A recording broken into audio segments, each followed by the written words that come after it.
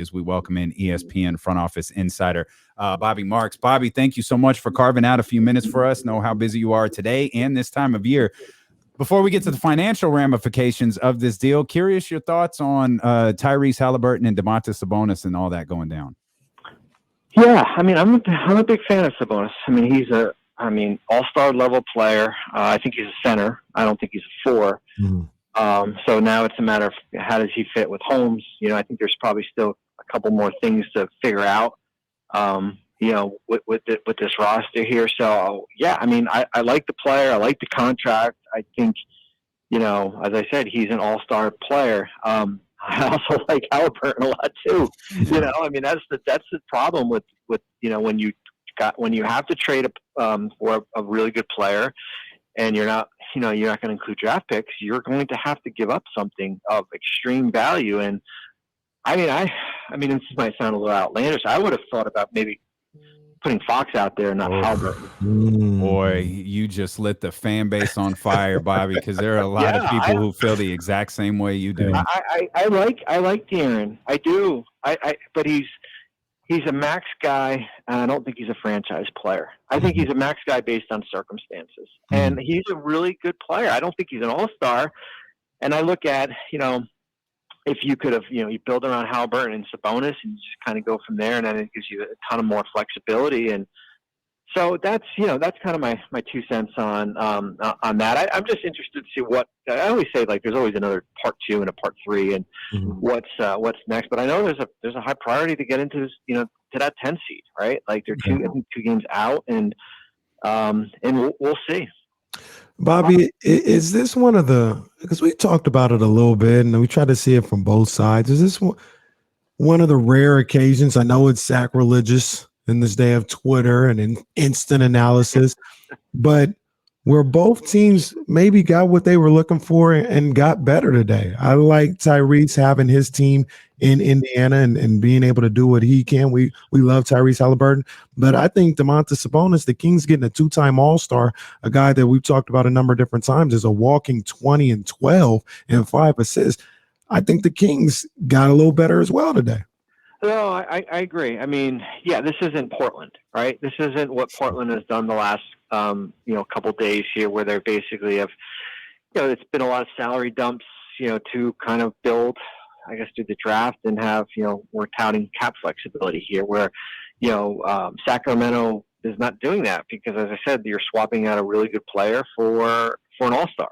Sabonis is if Sabonis was on an expiring and you did this deal, I'd be like, whoa, man, because now you're gonna have to overpay him and he's gonna be a free agent and all that. But you got him at 18 and change for after this year for the next couple of years. I mean, that's in this day and age, that's a great value here. So yeah, I do. I think it is one of those trades where you can understand it. You can understand it from both sides. Bobby Marks, ESPN front office insider, with us. You mentioned Portland. It feels like the direction of Portland is clear, as you outlined. It feels like the direction of Indiana is even clear. And I think that's why the Tyrese Haliburton versus De'Aaron Fox fit makes a little bit more sense because of, you're the numbers guy because of the contracts. Yeah, sure. Yeah. Where are the Sacramento Kings going? We'll see after, I'll probably have a better answer for you after, noon Eastern on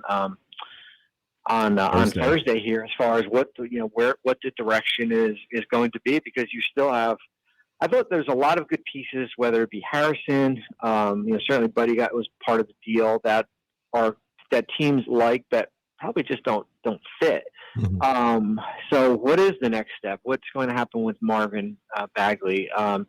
What's going to happen with Rashawn Holmes, guys like that? If you think Sabonis is going to be your center, or you just kind of ride out, see what you have, and then he'll be in position to hire a new coach in the. I feel like we say that all the time. Hire a new coach in the offseason. So I don't know.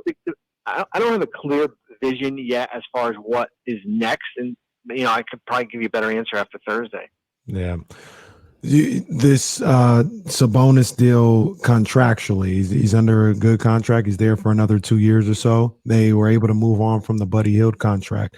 One of the things you kind of touched on a little bit was the fit with Rashawn Holmes, or the lack thereof, where they may have to move Rashawn Holmes. Yeah. Do you think his contract, even though he just came off an offseason where he was a free agent and anybody could have signed him and he ended up having to come back to Sacramento. Do you think his play combined with the contract that he's under makes him extremely attractive to guys like Charlotte or the Warriors or something like that? Extremely attractive. I think his, his contract, as I said with Fox earlier, it was based on circumstances of probably one of the better centers out there, but the market, I mean, you guys saw the market just dry up, and he was basically left standing with a 4-year, $45, $46 million contract as the best available. I think he's, higher. I think his number is higher than that. I do think he has a tremendous value because he's under contract, after this year for another 3 years. So if that's something that you want to look to move and then maybe just kind of balance your roster out a little bit, maybe you'll get some more shooting. I think that's going to be, priority. I mean, the two guys you get back, Justin Holiday is a nice player and he's under contract for another year. Lamb's on an expiring here. So it helps you kind of in the short term. And, as I say, I think you have 12 players under contract for next year. And there's always going to be there's going to be a part 2 and a part 3 to this. Yeah. Bobby, the last time you joined us, you said you expected this team to win 41, 42 games. And if they didn't, it'd be a disappointment. Sorry about that. Well, I just think it's a disappointment where, here's the thing. The West is going to get a lot better, guys. Yeah. Right? We know. Like when the guys and the Clippers get back and Porter and Murray and there's no reason why this team shouldn't be the 10th seed at least. There's just no reason. I mean, that's the reality of the situation, and we'll see what happens over the next 2 months here. But if it's not now, I'm probably Kings fans are saying, it's not now. When is it? When is it going to be? And never. I'll give Monty the McNair this is kind of his first big deal. Give him the benefit of the doubt that there's got to be a plan in place as far as what's going to be next year. Yeah, we hope so. Bobby, thanks for carving out a few minutes for us, man. We know how busy you are. We really appreciate it. Appreciate you, Bobby. Thanks.